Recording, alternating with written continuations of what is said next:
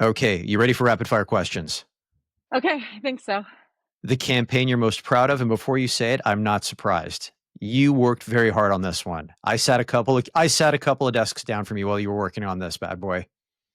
Well, this one is kind of selfish because, yeah, it was a big one and it was invented by me. And again, it was an opportunity. It was working on something for PwC when they launched their digital digital fitness app. And it was because we worked at Blue Ant, who said, "Bring us an opportunity and we'll make it work." And that just shows the flexibility of the company. And we ended up rewriting all of their creative to make it more palatable and interesting. White label all their creative for their app. It was multi-phased. It made us a lot of money. I was pretty proud of that partnership. But on another note, when I was at CTV Toronto, I got to work on a lot of things that were more well-meaning. I worked on Sick Kids Lottery. I did a lot of stuff with the news and Tom Brown. Whenever Tom Brown broadcasted live, there wasn't a dry eye in the house, and that was pretty rewarding to be part of such a big program that helped the community and helped people in need for sure back then. Your favorite movie? I said Best in Show, I would say, because I've rewatched it several times. I love dogs. I lost my dog earlier this year, but it's quirky and it's funny. There's a lot of great Canadians in it. It's just mindless yet entertaining uh, content. If Hollywood were to make a movie based on your life story, who would you want to play you?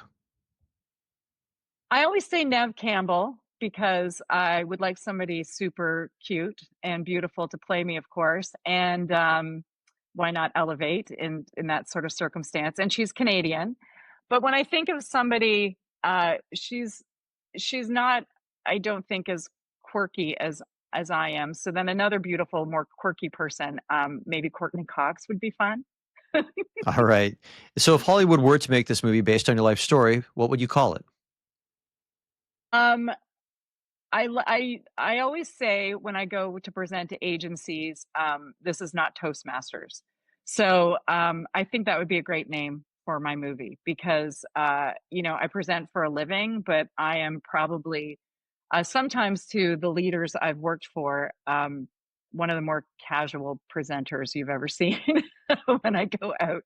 I like to say that it's part of, as long as you know your stuff, maybe hopefully you can get away with it. And I'd like to hope it makes me endearing, but yeah, I'm definitely not Toastmasters when I present. I've been in your presentations. You're great.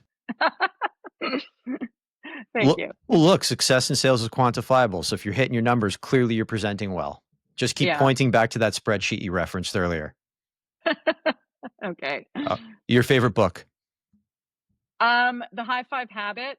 It's everybody's talking about let them with the whole Mel Robbins craze, but the high five habit was an earlier edition, and I consume more snippets of content, and it's actually allowed me some to develop some better habits. Your favorite song? Um, again going with CanCon.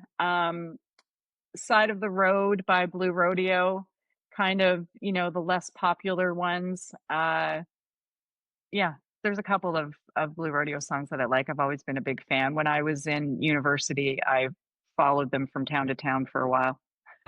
Oh, I had no idea you were a groupie. A little bit. All right. The best advice you have ever received? Um, if you're not uncomfortable, you're not growing. When I was getting ready to leave Palmerex, I was kind of nervous about going to NABS because it was a really kind of different role. It was a very independent role. Um, I joke around with my friends, family, and call in like work friends that I don't care for my own company. So being on a bigger team is always something I've gravitated to. And then the VP at Palmerex said that to me. She said, Tammy Coughlin said, if you're not uncomfortable, you're not growing. And I think that's kind of, I know it's a fairly common phrase, but it's definitely stuck with me. If you could go back in time and give your younger self advice, what would you say? Um, Always be kind to everyone. Always make time for people that reach out to you. Uh, don't neglect your network. everything is always about your network. I tell my boys that all the time as, they're kinda growing and getting, closer to going out in the world themselves. Um, you know, people you'd be surprised at the people that will make time for you, so make sure that you reciprocate that, as you move along in life. My signature closing question, if you weren't in media, what would you be doing and why?